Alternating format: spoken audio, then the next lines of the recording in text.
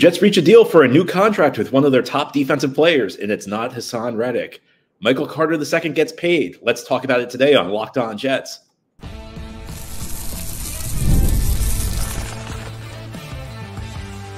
You are Locked On Jets, your daily New York Jets podcast. Part of the Locked On Podcast Network, your team every day. Welcome. This is the Locked On Jets podcast, part of the Locked On Podcast Network, your team every day. It's Wednesday, September 4th, 2024, and I'm your host, John B. from GangGreenNation.com. Thank you so much for making the show your first listen or first watch every day. Subscribe to the show for free on YouTube or wherever you get your podcasts so you'll get new episodes as soon as they're posted. If you enjoy the show and are listening on a podcast source, please give it a 5-star review. And if you're watching on YouTube and enjoy the show, give this episode a big thumbs up. It helps us out and helps other Jets fans find the podcast. Today's episode is brought to you by FanDuel. Now through September 22nd, all FanDuel customers can bet $5 and get a three-week free trial of NFL Sunday Ticket from YouTube and YouTube TV. Visit FanDuel.com to get started. Today on Locked On Jets, we're going to have our weekly mailbag. Each Wednesday, we try to do a mailbag with listener questions. But before we get to that, we have some Jets news that broke yesterday. It is a high-profile defender getting a new contract. And no, it's not Haason Reddick. The Jets have reached terms on a contract extension with Michael Carter II, the fifth-round pick from 2021, who has blossomed into one of the league's top slot corners, is staying in New York for 3 more seasons. It is a 3-year contract extension worth $30 million. $20 million of that is guaranteed. And it does not go into effect until next season. So Michael Carter II is in the 4th and final season of his rookie contract. The extension kicks in next year. So there is no change to the Jets salary cap structure in 2024. This is just a pure extension. They did not alter the last year of his current deal. And, I have to tell you, I am absolutely delighted by this development. I think it's an outstanding move by the New York Jets.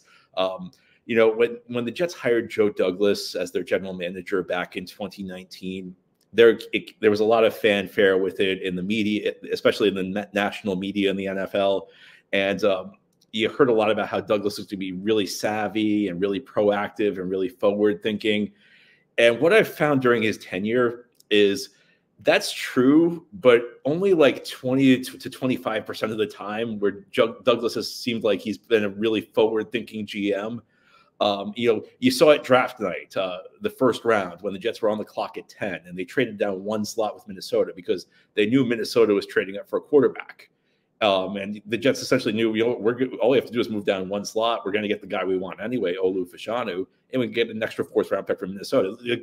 That kind of savvy stuff, which you've seen, but in very fleeting moments for the Jets under Joe Douglas. And this is another one of those moments that, it gives me hope. It gives me hope. It gives me maybe, can Joe Douglas act like this all the time? Because if he can, then I think we've got a shot for him to become a very good GM, because this is so the opposite of what the way the Jets usually operate. And we've even seen it at points this offseason where the Jets are never proactive with their good players. They always let these contract dilemmas linger. They go on for too long, and frequently they lose good players because they just, they don't address contracts when they should. The time to address a contract is when you actually have some degree of leverage. Michael Carter II is looking for a payday. He's in the last year of a rookie contract that does not pay him much because he's a 5th-round pick.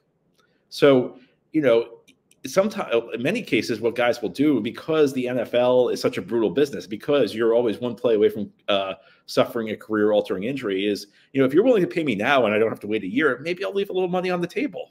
And you don't have to worry about the guy leaving in free agency this offseason. This is the Michael Carter II situation is one that's left me with some degree of anxiety, because I was worried the Jets were going to do what they always do and let these things go on and on and on.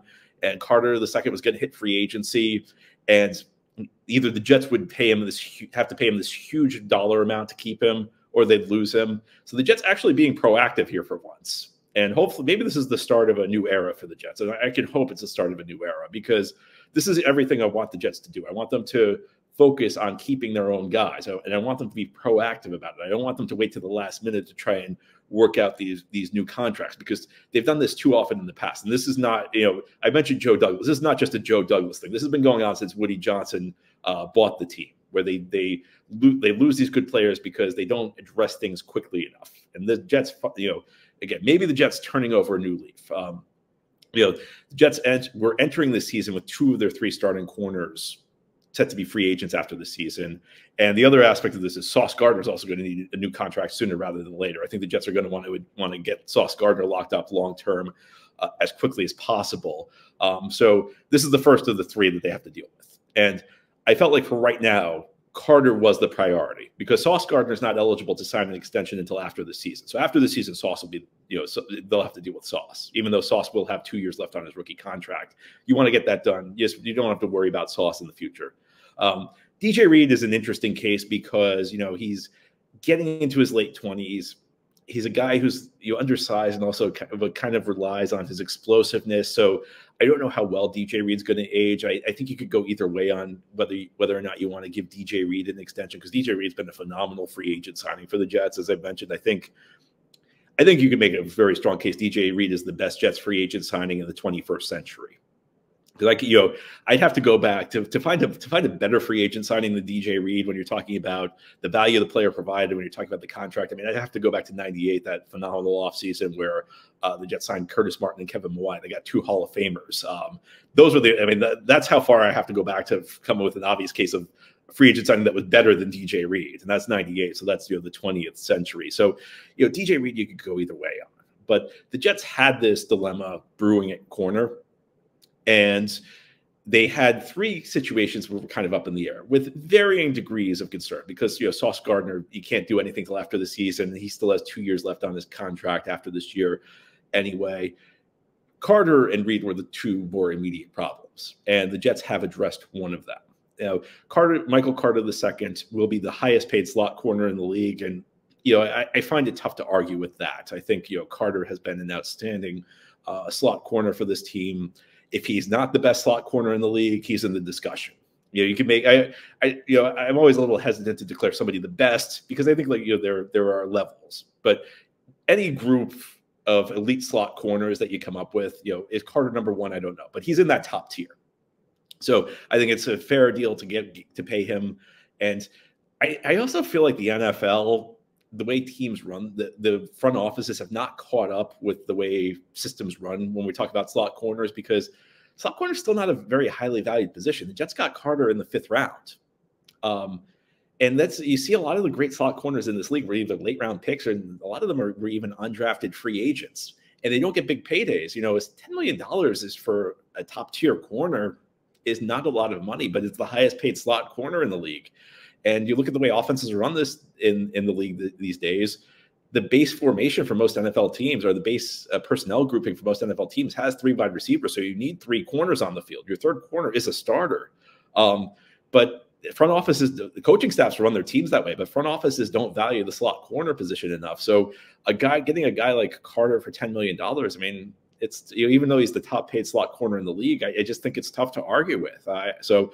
The Jets deserve some credit this morning. There's been a lot of frustration over the way they've handled a lot of situations this offseason, including the Haason Reddick situation. But I think it's tough to complain. I think it's not only tough to complain. I think you have to give the Jets praise for the way they've handled this one because I think they handled everything the correct way.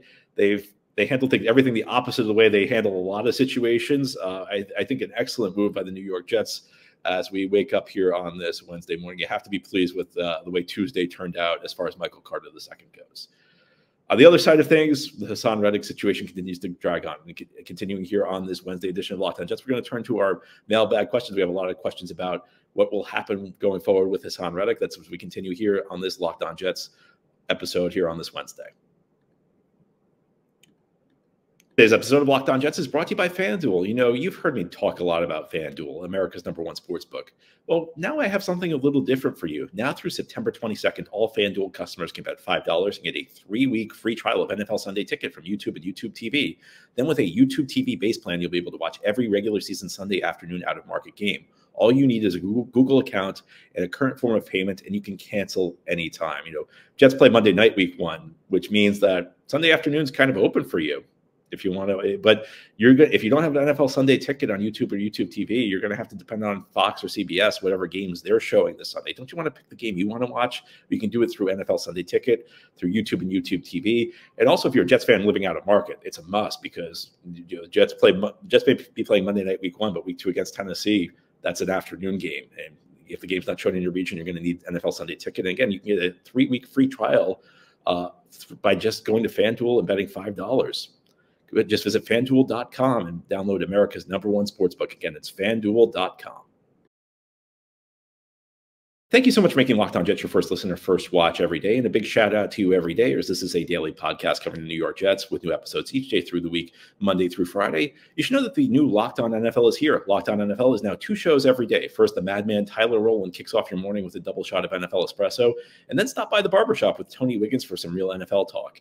Add in the Locked On local experts, and you get unprecedented NFL insight, hot opinions, daily breakdowns, all in 30 minutes. It's the new Locked On NFL, and it's twice a day.